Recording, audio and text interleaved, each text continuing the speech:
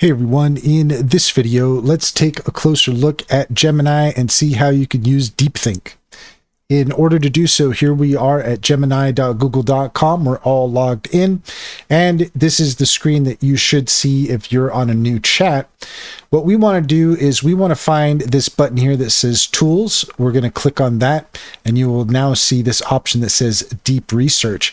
Clicking on that, we can see that we have sources and we have files.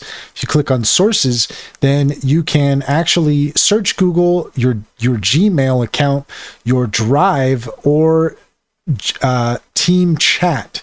So depending on where your source you want it to pull from, that is a very useful tool. And then you can attach files as well. So if you have any specific files that are going to help with your deep research, then you can attach those as well. You can enter in your query, hit send, and that is how you use Google Gemini Deep Research. And that's all there is to it. If you found this video helpful, please leave a comment and like and subscribe. And don't forget to set your notifications for more helpful tips. Also, if you take a look in the description, you'll find a link to our link tree. There you'll find our socials and our top AI recommendations, including Cintra. Cintra is a fantastic business strategy tool that gets to know you and your business, offering tailored insights to help you succeed.